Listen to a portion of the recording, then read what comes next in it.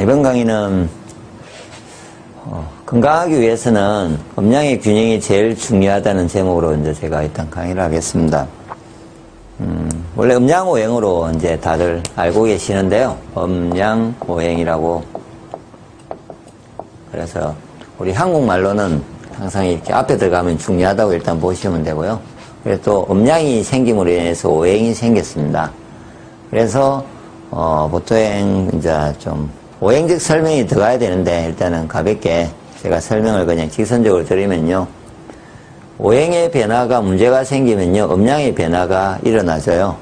처음에는 음양의 변화가 조금씩 일어나는데 난주되면은 크게 일어나요. 예, 변화가. 그래서 음양의 차이가 커지게 되면은 난주는 그럴 때는 음양을 조절해야 돼요. 그러니까 이 말은 본인이 건강이 많이 나빠졌을 때, 좀 몸이 안 좋다고 생각했을 때, 음양의 변화를, 음양이 문제가 있는지를 한번 꼭 확인을 해서 음양이 문제가 크게 있다면은 그거를 조정해야 된다는 이 뜻에서 제가 음양의 이 균형이 제일 중요하다고 했습니다.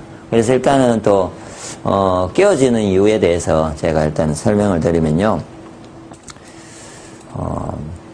이전에 농사를 지을 때는요, 예를 들면 그냥 농사를 지을 때는 보통은 대부분 농사를 지었을 때는 하체를 많이 쓰고요, 상체보다는.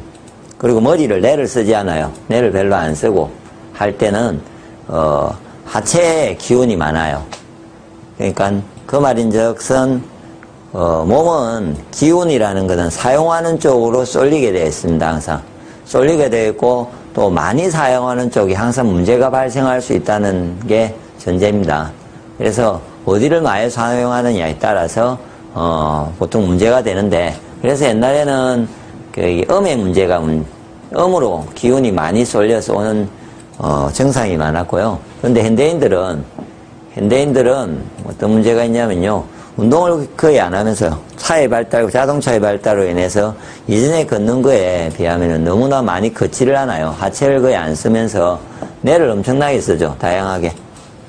그리고 상체 위주였던 일들을 대부분 하면서, 예, 그리고 극심한 어떤 뇌 활동과 인간관계의 어떤 복잡성, 일의 복잡성, 그리고 지금도 뭐 컴퓨터라든지 오락이라든지 뭐 이렇게 다른 뭔가를 적응할 때 뇌가 옛날과 다르게 엄청나게 뇌가 많은 몇십 배, 몇백 배 뇌 활동들을 함으로 인해 가지고요, 기운이 강해진 거죠. 예, 그렇게 옵니다. 이렇게 이제 깨어지는 한쪽으로 몰리게 되는 이유인데, 그거를 일단은 또 한 가지로 이거는 자연스럽게 깨어지는 부분이고요. 예를 들어서 제가 양이 위에 있어요. 위에를 양이라 하거든요.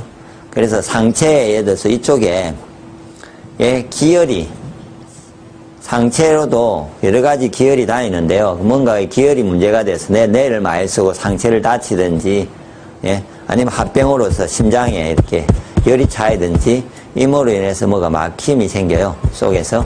그럴 때 몸은 그 막힘을 스스로 뚫기 위해서, 스스로가 자연 치유를 하기 위해서 그 과정으로서 기운이 상체로 쏠리게 돼요. 이쪽 편으로, 예를 들어서 이쪽 편이 문제가 됐으면은, 그리고 또 그런 막힘이, 그러니까 한 가지 더는 기혈의 막힘이 생기면은 그쪽으로 기가 몰리게 돼요. 예. 그래서 기운이 세지는 거죠, 그쪽으로. 그러므로, 이게 지금 제가 주장하려고 하는 부분입니다. 보통은 적당하게 생겼을 때는 그렇게 많은 차이가 안 날 겁니다. 그렇지만 어떤 이유로 그거를 많이 쓰다가 기운이 많이 쏠리다가 나의 상체에 어디 부분에 막힘이 생김으로 해서 기가 몰려요. 그러면은 더 엄청난 많은 양의 기운이 쏠려요. 그럼 상대적으로 음의 기운은 약해지는 거죠. 예. 그래서 가장 강하게 심하게 깨어집니다. 그래서 이거를 스스로 그러면 나는 지금 현재 음양의 균형이 있는지 없는지를 어떻게 아느냐면요. 그래서 스스로 음양 균형을 확인하는 방법으로 제가 쉽게 가르쳐 드리면요. 간단하게 치면은 이 네 가지로 볼 수 있습니다. 상체를 이렇게 제가 보면요.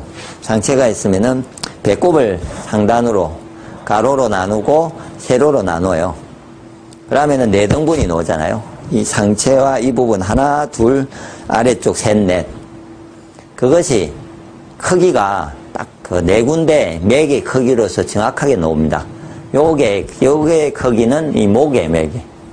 보통 목의 맥을 잡으실 때는 제처럼 이렇게 해서 엄지손으로 저 위에서부터 위에가 보통 제일 큽니다. 요거 뚝뚝뚝 뛰는 데가 있거든요. 그래서 잠깐 이렇게 대각선식으로 이렇게 내려오면서요. 한번 잡고 이렇게 이 크기도 보고 이렇게 크기도 보면요. 대부분 제일 큰 데를 기억하십시오. 큰 데를. 그리고 이쪽도 이렇게 맥을 잡아서 큰지 아닌지. 그냥 크기입니다. 크기 그냥. 딴 거 고민하지 마시고요. 이리저리 눌리던 했을 때 어떤 크기를 생각을 하십시오. 그러고 나서 하체는 어디에 나타나냐면 하체 부분에는 보통 한의원에서 이렇게 그 맥을 잡을 때 이렇게 잡잖아요. 그 맥을 잡는 부분을 이렇게 잡겠죠. 다른 사람이 잡을 때 한의사가. 그럴 때 이 부분을 가지고 하는데 이걸 어떻게 재냐면요. 자기가 이렇게 재면 맞습니다. 이 손은 이렇게 하고 이 손은 이렇게 재면요. 이게 크기가 어딥니까? 손을 내렸을 때 이 부분이죠. 딱 이 부분이 여기 있죠. 그러니까 이 부분 쉽게 예를 하면요. 이 부분의 크기는 요게 있습니다. 그리고 정확한 자리는 요게 보통은 제일 큰 데가 이 손목에 바로 밑에 보면 이렇게 뼈가 돌기가 있잖아요. 그 속도 이렇게 들어가는 데가 맥 자리가 제일 커요. 그 자리를 크기를 보통 보시면 됩니다. 그쪽에 크기를 봐가지고 쉽게 보면은 이렇게 하는 거죠. 이렇게 선을 꺼요. 그래서 목의 크기가 얼마네. 그냥 상대적인 겁니다. 이거는 좀 작아. 이거는 더 작아. 이거 이렇게 해서 그러면은 어때요? 이쪽으로 기운이 다 몰린 거죠. 이쪽으로 기운이 몰린 거예요. 그러면은 얘가 이렇게 서 있으면 이쪽으로 기운이 다 몰렸잖아요. 그러면 어떻게 봐야 되냐면 이 사람은 이쪽에 기운이 몰린 상체를 많이 썼으면서 이쪽으로 기혈순환이 안 된다는 거죠. 기혈순환이 안 된다는 말은 한쪽으로 기혈순환이 심하게 안 됨으로 인해서 이쪽에 또 기가 몰리잖아요. 뚫기 위해서. 그러면은 일단 기혈순환도 뚫어줘야 되겠죠. 뭔가 심각한 기혈에 문제가 있으니까 막힘으로 인해서 모든 장부들이 이상해질 수도 있잖아요. 근데 또 이렇게 상대적으로 쏠림으로 해서 얘아들은 또 그 상대적으로 해서 허해져요. 원래 기운을 못 쓴다고요. 정상적일 때는. 이게 정상적이라면은 기운이 이렇게 고루 평행하게 이렇게 크기가 맥의 크기가 이렇게 같다고요. 이 사람이 이렇게 쏠렸다고요. 한쪽으로 쏠린 거죠. 그러므로 이거를 이렇게 이제 골고루 분배를 해줘야 돼요. 그런데 이게 크기가 심각할 때가 언제냐면 4배 이상, 이거보다 4배에서 한 7배 사이. 이게 4배 이상이 된다고 생각을 하면은 커지가는 거고요. 가장 심각한 게 한 6배나 확실히 셀 때, 7배일 때는, 문제가 가장 심각한 거죠. 그 정도로. 그러니까 차이가 확실히 느껴져요. 안 느껴지는데 왕창 커. 벙벙벙벙 때려요, 얘가. 세게 때립니다. 그 정도 될 때는 그것이 자기의 몸에 건강이 나빠진 이유 중에 그 부분이 가장 중심이라는 거죠. 다른 게 아닙니다. 어떠한 부분보다 제가 보기에는 그 부분이 가장 문제입니다. 그래서 이 부분의 문제를 표현을 해준단 말이에요. 깨졌다는 거를. 그럼 이거를 바로 잡아주면 돼요.